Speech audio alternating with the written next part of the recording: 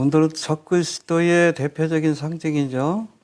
호루스의 눈 혹은 전시안으로 알려진 이 상징의 기원에 대한 것을 좀 살펴볼 터인데 두 가지로 볼 수 있습니다. 먼저 이집트 신화, 호루스 신화에서 그 기원을 찾을 수 있고, 두 번째는 스가랴 11장 17절의 말씀에서도 성경적으로도 이 마지막 때가 되면 적그리스도가 한쪽 눈이 상해서 한쪽 눈으로 활동하게 될 것이다 라는 말씀을 우리가 살펴볼 수 있는데, 먼저 호루스의 신화를 한번 찾아봅시다. 호루스의 신화. 자, 호루스의 눈이라고 되어 있죠. 뭐 전시안이라고도 하는데, 이 호루스의 눈은 고대 이집트에 신격화된 바로죠. 바로의 왕권을 보호하는 상징이다. 태양의 눈, 라의 눈 또는 달의 눈이라고도 불린다.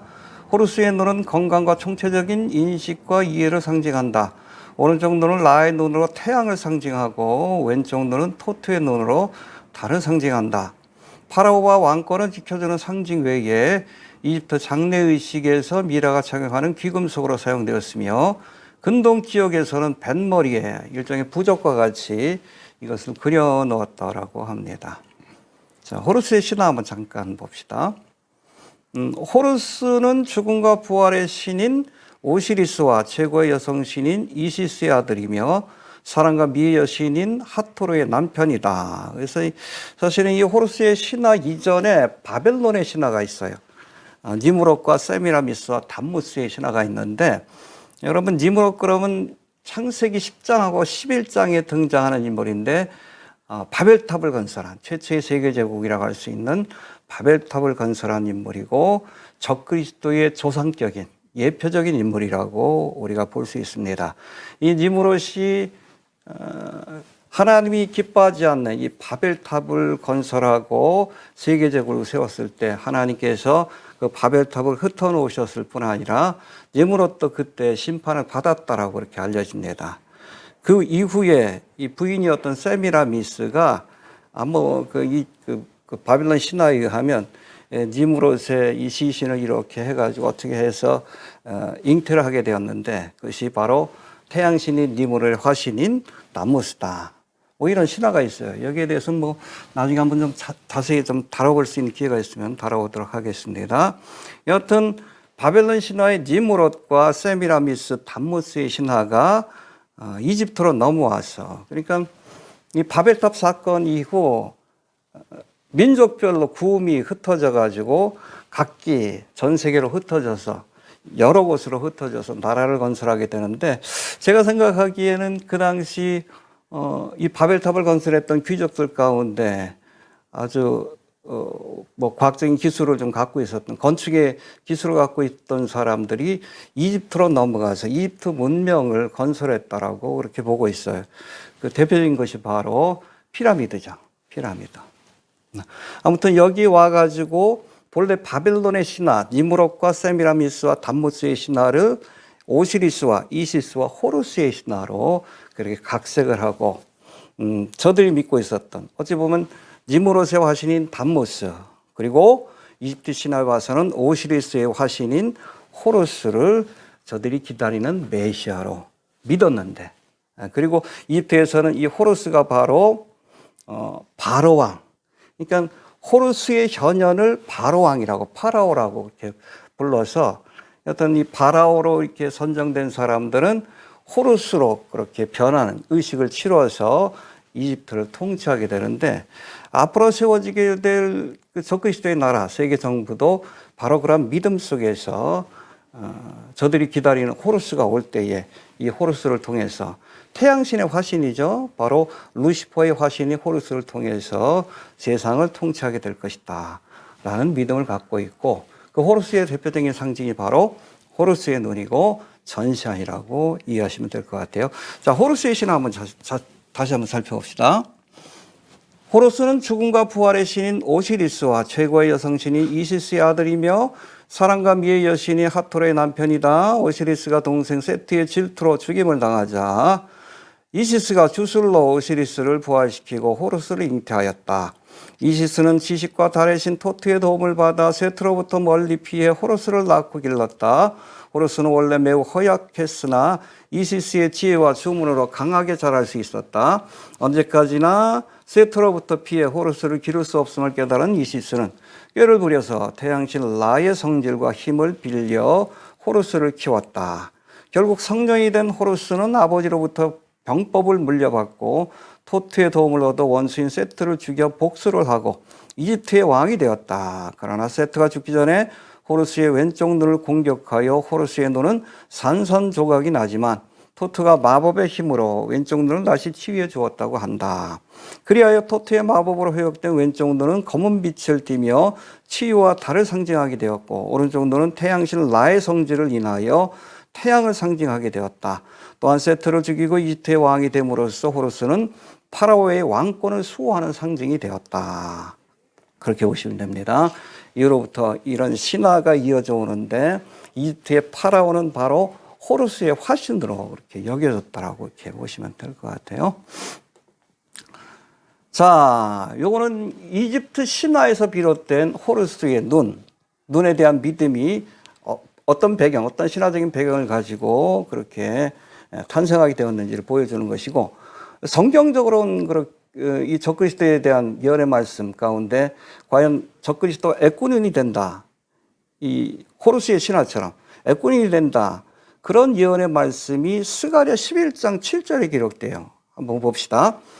구약의 요한계시록 알려진 스가랴 11장 17절에 보면 못된 목자로 표현되는 적그리스도에 관한 예언의 말씀이 기록되어 있는데, 화 있을진저 양떼를 버린 목된 목자여 칼이 그 팔에 우편 눈에 이르리니 그 팔이 아주 마르고 그 우편 눈이 아주 어두우리라.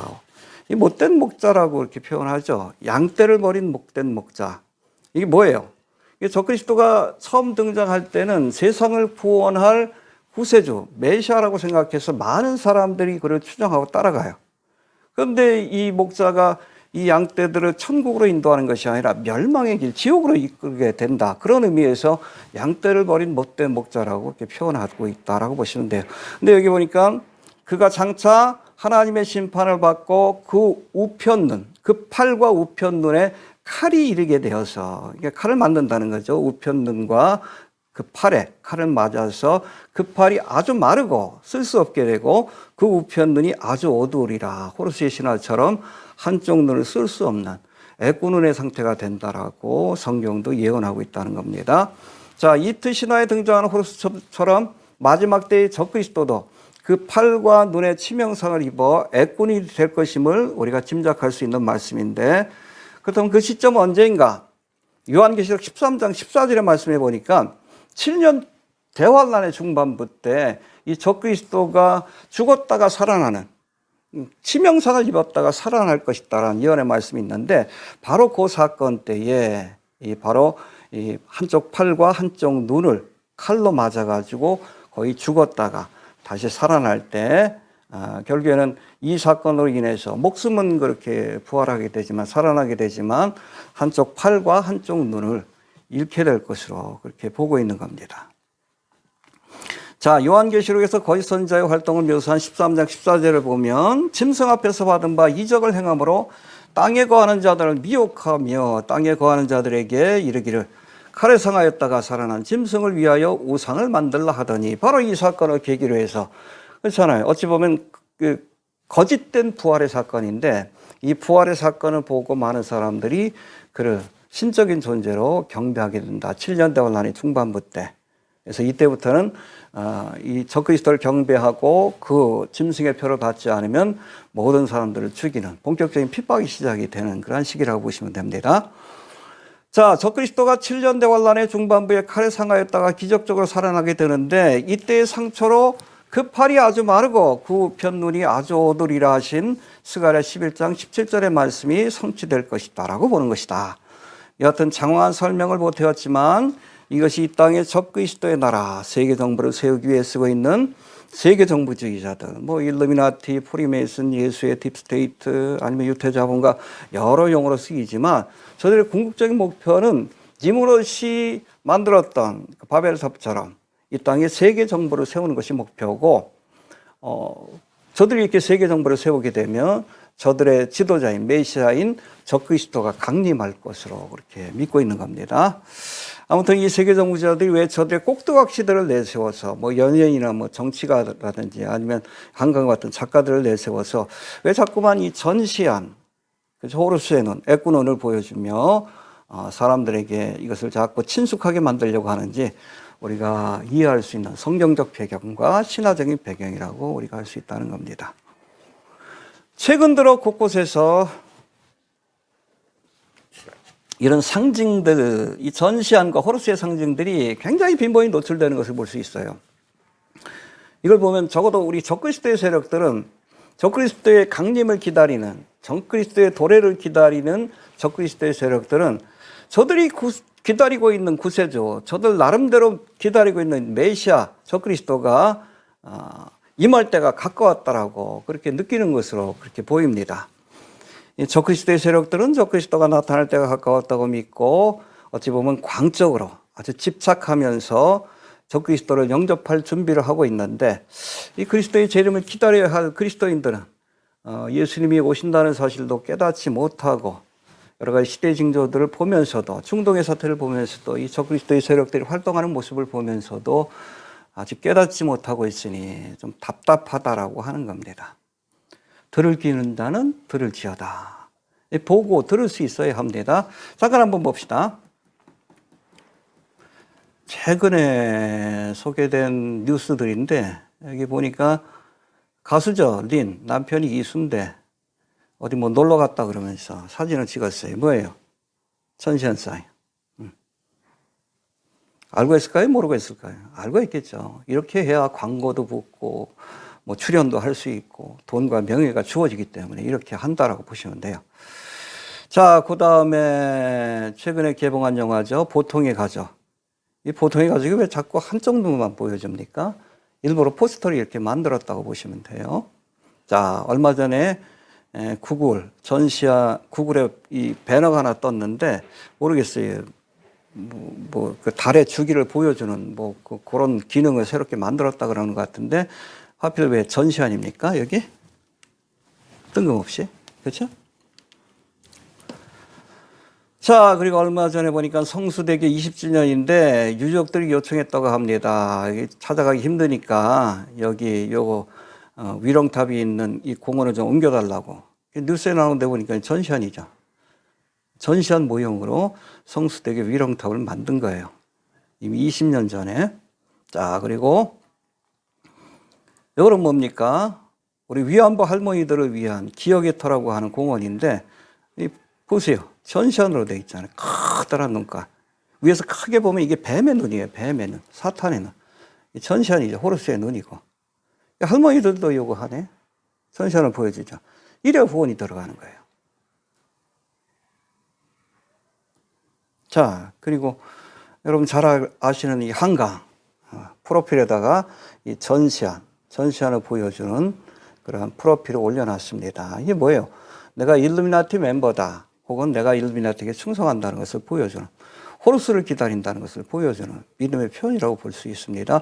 이외에도 스포츠 스타들도 그렇잖아요.